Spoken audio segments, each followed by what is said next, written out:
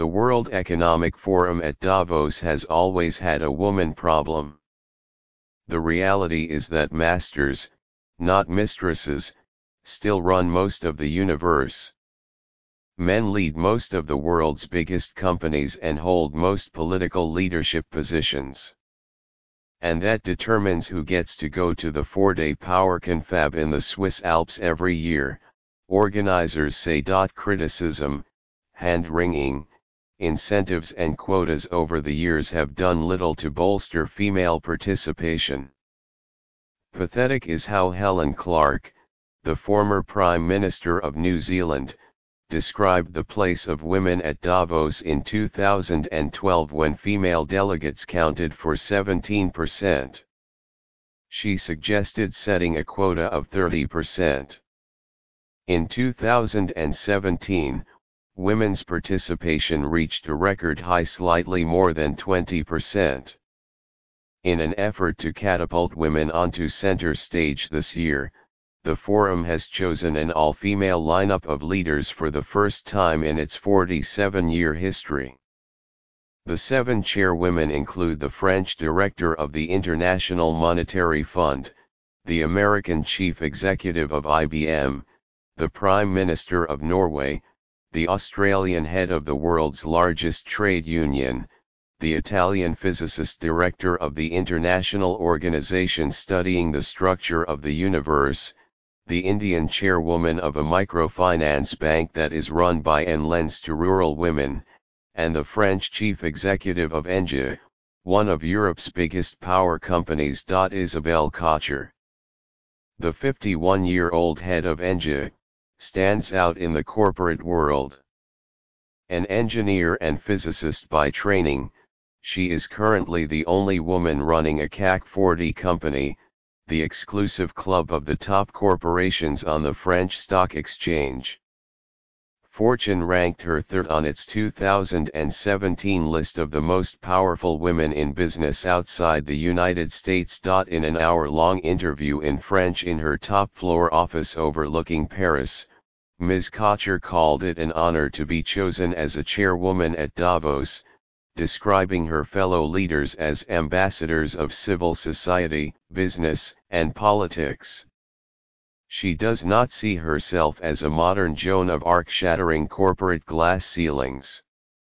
And she denies that she ever had to struggle because of her gender. I am often asked this question, and it is not easy, I find, she said with a laugh. Personally, so far I have never felt that being a woman was a disadvantage or a handicap for me. It's more that there are still very few women in industrial leadership positions. So people are not used to seeing a woman like me in such a visible position, and that attracts a level of attention, even curiosity, that my male colleagues do not enjoy. Asked whether she had ever been the victim of sexism in her career, she laughed it off, saying, "Not in any way that was ever said or done to my face. Or it may be that I decided not to pay attention." Sexism in the male-dominated energy sector is often subtle. I realize that every time we discuss a job placement, and look at a list of both male and female candidates, she said, there's a question that comes up pretty much all the time for the woman: will she know how to assert herself? It's not meant to be malicious. It's more, will she manage to take leadership of the team you want to entrust to her? Since Ms. Kocher assumed the top job at Engie in May 2016, she has fought hard to restructure the company in the face of climate change.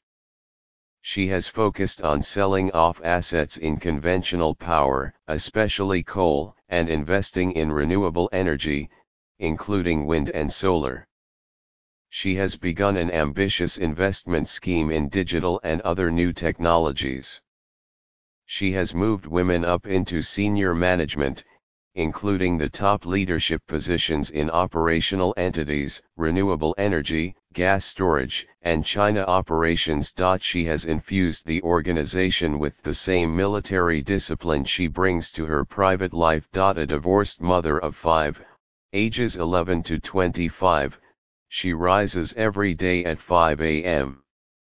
She works until she has breakfast at 7:30 with the 2 children who still live with her in the western Paris suburb of Boulogne-Billancourt. Then she is driven by chauffeur in a Toyota Mirai hydrogen fuel cell car to ENGIE's headquarters in La Défense, the business district just west of the city. She switches her cell phone to silent mode when she is off duty with her family, with orders to be disturbed only in an emergency. At ENGIE, she eliminated the practice common in the French corporate world of hours-long meetings with detail-filled presentations that often do not result in decision-making. In France, we have a mania for meetings that start very early and finish very late, she said. It wastes time and creates rigidity in schedules. Everyone knows I hate long meetings. She seldom schedules a meeting past 6 p.m. and has introduced a system of flexible time to accommodate the personal lives of employees. Flexibility in the workday is important for me. We are very lucky to live at a time where we can say to our bosses, to our colleagues, I have my children. It's respected more than it was during our parents' generation. Back then, if a woman said, I have to leave because she had a problem, she was finished. Now there are many fathers who also feel free to say, I have to leave. I have a life. I have a family. I have a commitment. I belong to such and such an association. I'm on a sports team. Over time, she has come to see herself, however reluctantly, as a role model for other women. I have received so many letters, messages, emails, testimonies of women whom I meet in international conferences, wherever it may be, who tell me, it's great that you have balanced life and work so successfully. I now think I have underestimated that, the role model aspect of my life, I must say.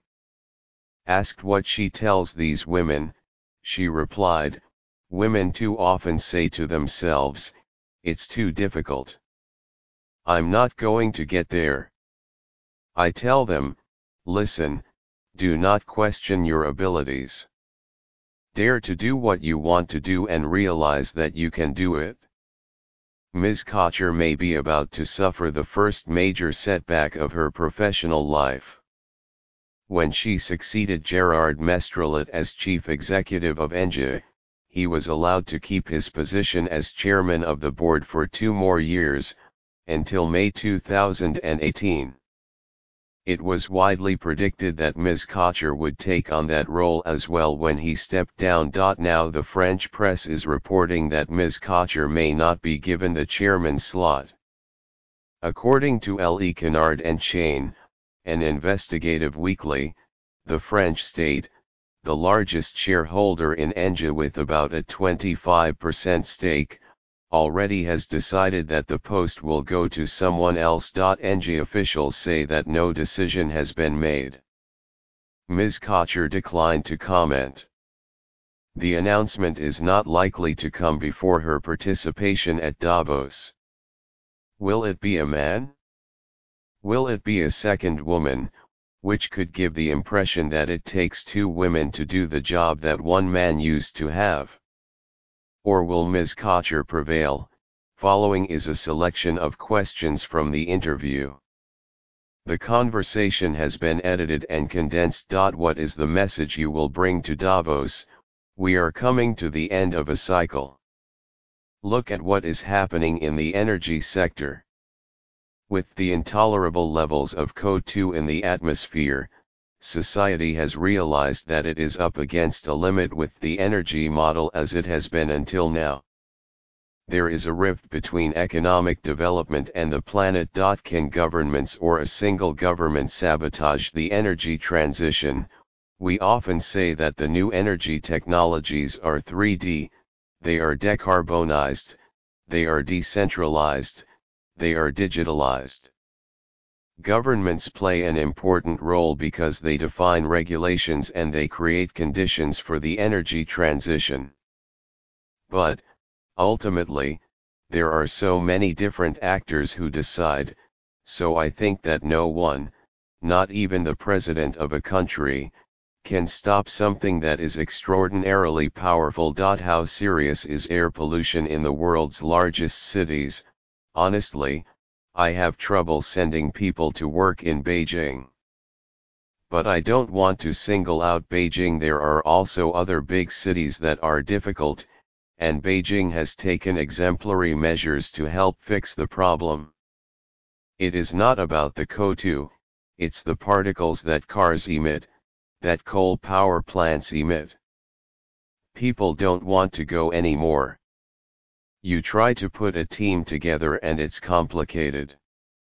It's because of the air quality, it's a real daily disruption, a real medical issue for children. What is your strategy for ENGIE and the impact it can have on societal fractures and inequalities?